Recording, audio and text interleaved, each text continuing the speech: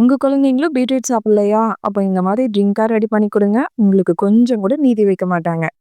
நான் இன்னைக்கு ஒரு மீடியம் சைஸ் பீட்ரூட் எடுத்திருக்கேன். நறுக்கிட்டு குக்கர்ல சேர்த்து 3 விசில் விட்டு எடுத்துக்கலாம்.